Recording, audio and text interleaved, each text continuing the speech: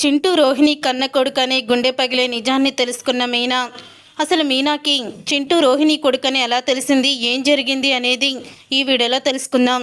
Video నచ్చితే తప్పకుండా like చేయండి. ఇక సుశీలమ్మ అయితే ఊరి నుంచి సడన్గా రావడంతో ప్రభావతి షాక్ అయిపోతూ ఉంటుంది. ఏంటత్తయ్య మీరు కనీసం ఫోన్ చేయకుండా వచ్చారు అని అడుగుతూ ఉంటుంది. అయితే రావద్దంటావా, మీకు చెప్పే రావాలా అని అడుగుతూ ఉంటే ఇంతలో బాలు వచ్చి షీలా డార్లింగ్ అంటూ ఎంతో సంబరపడిపోతూ ఉంటాడు. ఇక మీనాని చూసి కూడా తను ఆనందపడుతూ ఉంటుంది. అప్పుడు ఇక అంటూ ఉంటుంది, అసలు నేను వచ్చి ఎన్ని రోజులైంది, ఎవరైనా నన్ను చూడ్డానికి వచ్చారా, కనీసం నువ్వు రామ్మ చూడాలనిపిస్తుంది అని నా కొడుకు కూడా నాతో అనలేదు అని అంటూ ఉంటుంది సుశీల. అది కాదమ్మా, నువ్వేమో ఊరు వదిలి రావు, పొలం పనులు అవి ఇవి అంటావు, అందుకే ఫోన్లో మాట్లాడుతున్నాను కదా అని అంటూ ఉంటే ఏదో సరదాగా అన్నానురా, ఒకసారి మీ అందరినీ చూడాలనిపించింది, మీ పనులు మానేసుకొని మీరు ఎలా వస్తారు అని నేనే వచ్చేసాను అని చెప్తూ ఉంటుంది సుశీల. ఏంటి అసలు మీ ఏ కోడలు కూడా శుభవార్తలు చెప్పలేదా అని అంటూ ఉంటే అప్పుడు ఇక మీనా శుభవార్తలేంటి అమ్మమ్మగారు అని అడుగుతూ ఉంటుంది. ఇంతలో శృతి వచ్చి అవునమ్మగారు శుభవార్తలు ఏముంటాయి అని అడుగుతూ ఉంటుంది. శృతి కూడా మీ మట్టి బుర్రలకి నేను చెప్పింది అర్థం కాలేదా, ఎవరు కూడా ప్రెగ్నెంట్ అవ్వలేదా అని అడుగుతున్నాను అని చెప్తూ ఉంటే అయితే నీకే ముందు చెప్తాను కదమ్మా అని అంటూ ఉంటాడు సత్యం. రే సత్యం, మన మౌనికకి ఇప్పుడు 5వ నెల, దానికి సీమంతం చెయ్యాలనే ఆలోచన ఎవరికైనా ఉందిరా అని సుశీల అనడంతో అప్పుడు ఇక అంటూ ఉంటుంది మీనా, నాకు గుర్తుంది అమ్మమ్మగారు, తనకి ఇంకా 5వ నెల రాలేదు, 10 రోజులకు కానీ రాదు అని అంటూ ఉంటుంది. అప్పుడు ఇక మీనా, నీకు గుర్తుందిలే, అసలు ఒక కూతురుందని, అది కడుపుతో ఉందని ఈ ప్రభావతికి గుర్తులేనట్టుంది అని అనగానే నాకెందుకు గుర్తులేదు మరీ చెప్తారు మీరు, నాకు గుర్తుంది, నేను ఫోన్ చేస్తున్నాను అని అంటూ ఉంటే మౌనికతో మాట్లాడి ఎన్ని రోజులైంది అని అడుగుతూ ఉంటుంది సుశీల. అది అది అన్నట్టు తడబడుతూ ఉంటుంది. ఇక్కడే తెలుస్తుంది నీ తల్లి ప్రేమ, ఎంతసేపు మీనా చేత పని చేయించామా, దాన్ని తిట్టామా, లేకపోతే దానికి ఏదైనా సమస్యను తీసుకొచ్చామా అని ఇదే ఆలోచిస్తావు తప్ప వేరే ఆలోచన లేదు కదా నీకు, తన ఆర్డర్ని చెడగొట్టాలని చెయ్యి నొప్పని డ్రామా ఆడావంట అని అడుగుతూ ఉంటుంది సుశీల. కోడలు సంపాదిస్తూ ఉంటే తన కాళ్ళ మీద తను నిలబడి కష్టపడి అనుకున్నది సాధించడానికి తను ప్రయత్నిస్తూ ఉంటే వెనక్కి లాగే అత్తగారిని నిన్నే చూస్తున్నాను, కోడలు పేరు తెచ్చుకుంటే వెనకాల అత్తగారికి ఎక్కువ పేరు వస్తుంది, అది గుర్తుపెట్టుకో, అత్తగారింట్లో నీ పనులు చూసుకుంటూ నువ్వు బయట ఇన్ని పనులు చేస్తున్నావో మీకు మరి ఎవరు సపోర్ట్ అని అడిగినప్పుడు అత్తగారి పేరే చెప్తుంది ముందు కోడలు, ఇంట్లో అత్తగారు చూసుకుంటే బయట బిజినెస్ చూసుకుంటున్నానని కోడలు గొప్పగా చెప్పే పరిస్థితికి నువ్వు తీసుకొచ్చుకోవాలి, అంతే తప్ప ఇలా కోడల్ని అందరి దృష్టిలో కూడా చెడ్డదాన్ని చెయ్యాలని చూడరు అని చెప్తూ ఉంటుంది.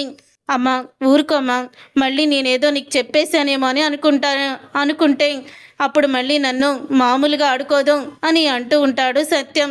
అప్పుడు ఇక ఏంట్రా నిన్ను ఆడుకునేది, ఆ మాత్రం తల్లికి విషయాలు చెప్పరా ఏంటి అని అడుగుతూ ఉంటుంది.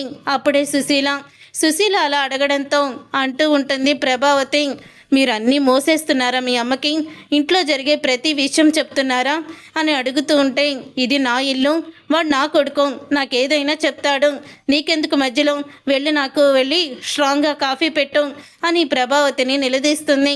నీ తెస్తానులే అమ్మమ్మగారు, మీరు కూర్చోండి అత్తయ్య అని అంటూ ఉంటే ఏంటి నువ్వు తీసుకొచ్చేది, నా కోడలికి నేను చెప్తున్నాను, నా కోడలు చేత్తో ఇస్తేనే తాగుతాను అని సుశీల చెప్పడంతో అప్పుడే ప్రభావతి తిట్టుకుంటూ ఈవిడొచ్చిందంటే నేను కోడళ్ళని గుర్తుకొస్తుంది, లేకపోతే చక్కగా అత్తగారు హోదాలో అజమాయిషి చేయిస్తూ ఉండొచ్చు అని అనుకుంటూ ఉంటుంది ప్రభావతి.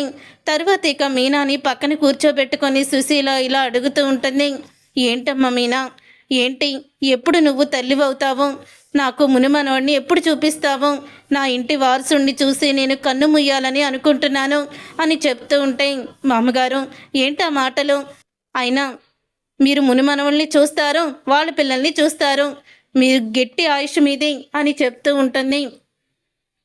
నేను కూడా చాలా అనుకున్నాను, ఆ చింటూని దత్త చేసుకోవాలని అనుకున్నాను, ఏం జరిగిందో తెలియదు కానీ వాళ్ళ అమ్మమ్మ మా మీద పగ పెట్టుకుంది, పగ పెట్టుకొని తను మమ్మల్ని ఎందుకో దూరం పెడుతుంది.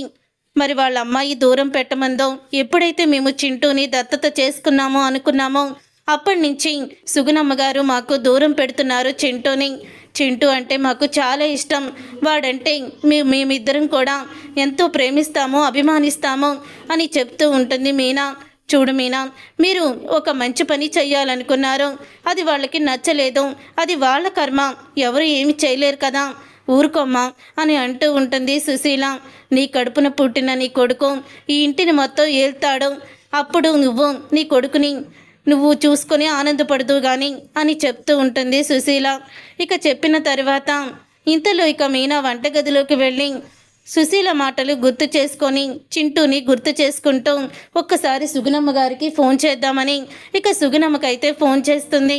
సుగుణమ్మ అయితే ఫోను స్విచ్ ఆఫ్ రావడంతో అప్పుడే ఇక ఫోను స్విచ్ ఆఫ్ వస్తుందని, ఇదేంటి స్విచ్ ఆఫ్ వస్తుంది అని అనుకుంటూ ఉంటుంది మీనా.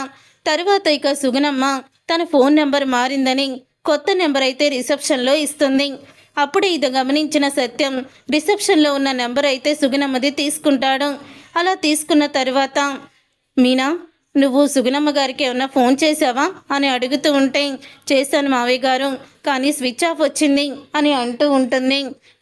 మీనా, ఫోన్ నెంబరు మార్చేసిందమ్మా, ఇదిగో కొత్త నెంబరు రిసెప్షన్లో ఇస్తే తీసుకొచ్చాను అని చెప్పి నెంబర్ అయితే ఇస్తాడు. అలా నెంబర్ ఇచ్చిన తర్వాత ఇంతలో రోహిణి అయితే వస్తుంది. మీనా, తలనొప్పిగా ఉంది, ఒక టీ చేసిస్తావా అని అడుగుతుంది. సరే రోహిణి అని మీనా అయితే చెప్తుంది. ఇంతలో తన ఫోన్ ఛార్జింగ్ అయిపోవడంతో అప్పుడు ఇక ఛార్జింగ్ పెడుతుంది తన గదిలోనే రోహిణి.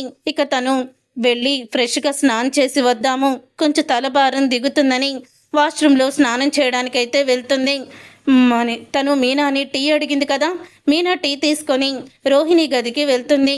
వెళ్ళేసరికి ఫోను సైలెంట్లో ఉంటుంది, కానీ ఇక ఫోన్ చేస్తున్నట్టు లైటు వెలుగు అయితే వస్తుంది. మీనాకి కనపడుతుంది రోహిణి ఫోన్లో. అప్పుడే తను ఫోన్ నెంబర్ చూస్తుంది.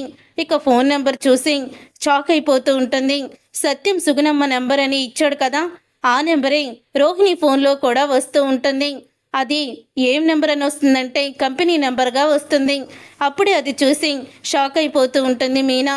ఇక మీనా ఇది చింటూ వాళ్ళ ఫోన్ నెంబర్ లాగా ఉందని ఫోన్ లిఫ్ట్ చేసి చెవి దగ్గర పెట్టుకుంటుంది.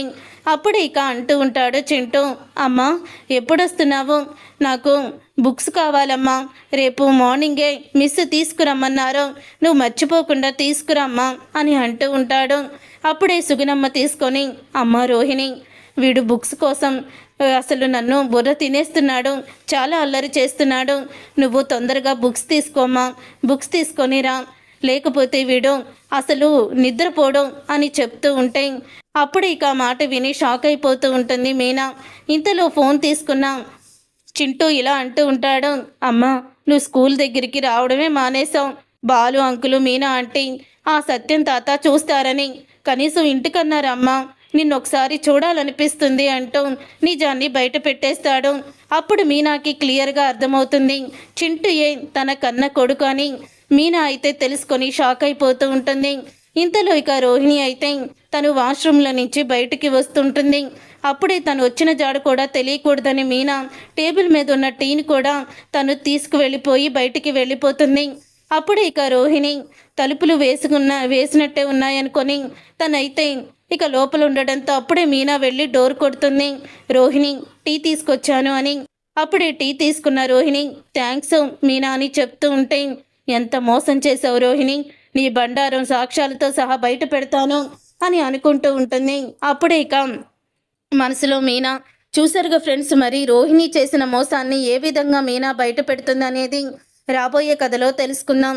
ఈ వీడియో మీకు నచ్చితే తప్పకుండా లైక్ చేసి ఈ ఛానల్ని సబ్స్క్రైబ్ చేసుకొని పక్కనే ఉన్న గంట సింబల్పై ఆలని క్లిక్ చేయండి.